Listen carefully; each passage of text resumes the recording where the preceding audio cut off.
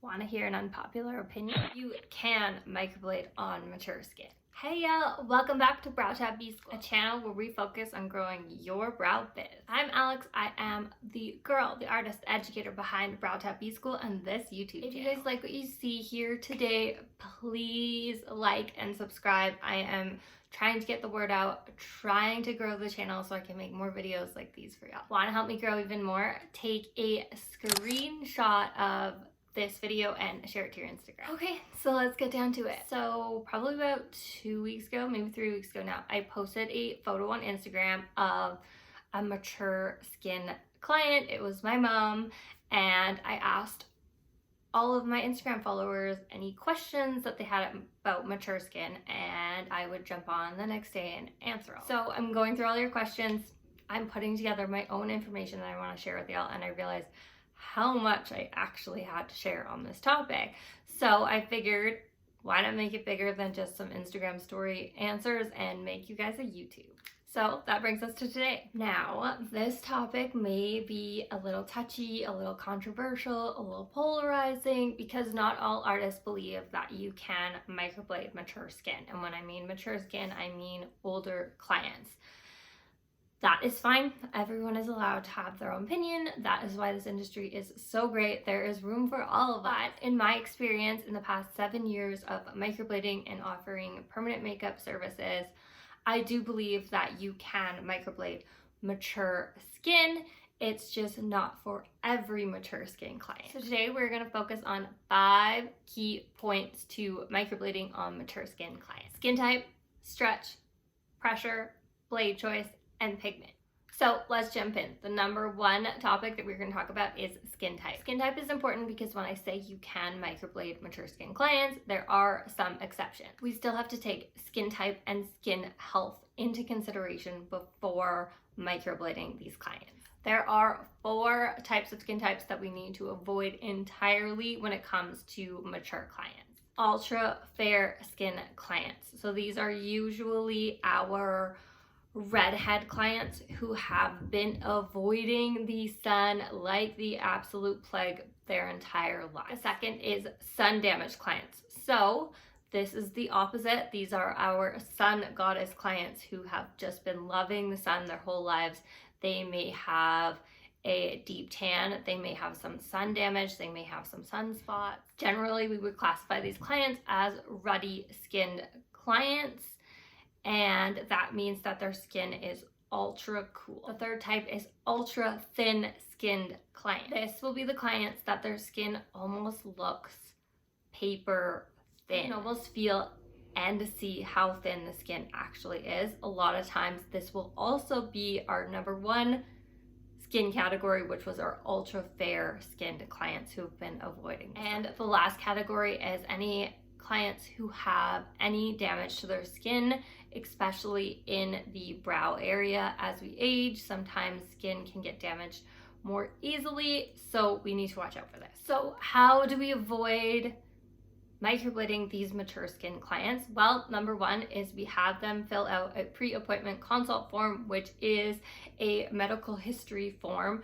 If you don't have one, you can snag one for free in the most recent BSchool mini course. I'll put the link in the caption. But with mature skin clients, I find it best to always have a pre-appointment consultation with them, meet with them in person, so that way you can actually get a feel, actually see their skin and see what you'll be working. You'll be able to make a proper assessment as to if they are a good candidate for microblading. Key number 2 is your stretch. So your stretch is always important when you're microblading. We want to make sure that the skin is stretched as much as possible so that there is no movement in the skin. That way we can make nice clean strokes. You're going to use your index finger and your thumb on your non-dominant hand to stretch out the skin, and then as you blade, you're going to use your pinky on the hand that's actually doing the blading to pull that 3-point stretch.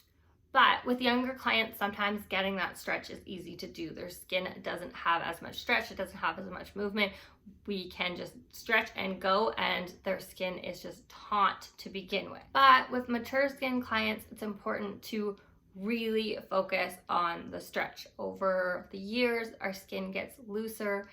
It needs more stretch to make sure that we are getting those clean, crisp strokes every time. If you need to actually pull the skin up over the brow bone, because sometimes as their skin loosens through here, it sits lower. If you need to pull it up over the brow bone to be able to get that stretch on a hard surface on their actual forehead, do it. So if they do have wrinkles, sometimes they'll have wrinkles throughout here or in the fronts of the brows, make sure you are actually opening up the wrinkle before you make your stroke, because we can't stroke through a wrinkle. It will have a bump. Side note to your stretch, make sure when you are stretching out the skin, especially when you're starting out and you're newer to taking mature clients, to make shorter strokes as opposed to longer strokes, because they're stretching the skin so much. We don't want to accidentally go outside of the outline that we created during our mapping process. Key number 3 is your pressure. So we always want to make sure that we're hitting the right pressure, that we're hitting the sweet spot when we are microblading, so that we get the crispest, cleanest strokes. So most mature skin clients will have thinner skin than our younger clients. This is normal. It happens with age. So we are going to hit that sweet spot, hit that right pressure, hit that right depth quicker with these clients. So that being said, you will need less pressure most of the time with your mature skin clients to hit that sweet spot. It is better to start with less pressure and have to go back in and add more to the stroke than to go too deep right away. If you're going too deep, you are going to cause improper deposit of pigment and potentially trauma to the skin. It's not a race.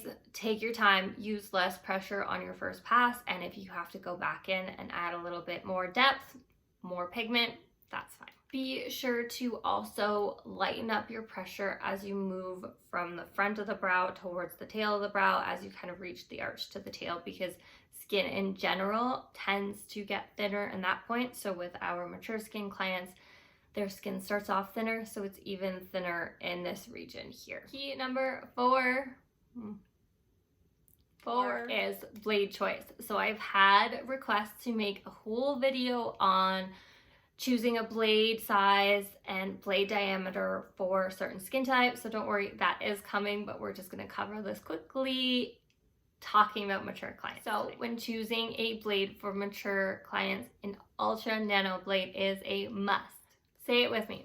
The thinner the blade, the less trauma to the skin, the crisper the stroke, the cleaner the healed result. So obviously you're going to need the thinnest BrowTab blade, which is the ultra nano 0.16 millimeter blade. So what this means is that each pin that makes up your microblade, that makes up a BrowTab ultra nano blade, is 0.16 millimeters in diameter, which makes each of these pins super, super tiny, and in turn makes the blade even smaller than if we were to use a nano or a classic sized blade, because each pin is smaller and makes the blade smaller.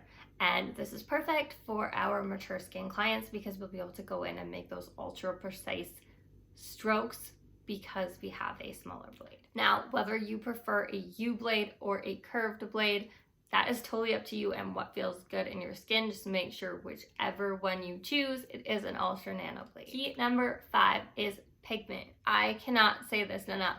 Modify, modify, modify. I don't care what pigment line you use. I don't care if your pigment line says that's already pre-modified. With mature skin clients and microblading, you need to modify your pigment. Why? Because mature skin tends to heal cooler because it is thinner to begin with. So to make up for that, we want to add our orange, our insurance, our warm up, our gray vanish, whatever you want to call it, whatever your pigment line calls it. We need to add this to our pigment to counteract for the coolness. I personally add a little bit of orange warm up to almost all of my microblading clients, just because microblading is a cooler healing service, but I will add more when I'm working with mature skin clients, especially when you are using a darker shade pigment. We want to modify even more because darker shades are always cool, always, so we need to warm them up. There's no such thing as a warm dark brown. Now, the only exception for this rule would be our ultra fair skin clients. Remember, this is the first skin type we talked about where they've been hiding from the sun their entire lives. Dare I say these clients tend to have a warmer or at least neutral skin tone undertone, so we do not need to necessarily warm up this pigment shade. But since we are following the first rule of skin type and avoiding microblading this mature skin client, it's not actually an exception to this rule because we're not working on this client, just something I needed to know. So that's it, all 5 keys. Do you guys want a bonus tip? Of course you do. So this tip is for working on all mature skin clients, whether you decide to microblade them or offer a different permanent makeup service for that. Be more reserved with your shape. It's better to start with less and add more than to go too far too fast. And please, for the love of the brow gods, always, always, always have your clients sit up with their eyes open to check your mapping. Our faces all change from lying down to sitting up, and some especially change with our eyes closed to our eyes open, and this is especially true for mature skin clients. So that's all, y'all. If you liked this video on a little bit more of a different, controversial maybe topic, please leave me a thumbs up. If you want to see more videos like this, more Instagram tips and tricks, more beauty business tips and tricks, please subscribe now. I put out new videos every second Wednesday.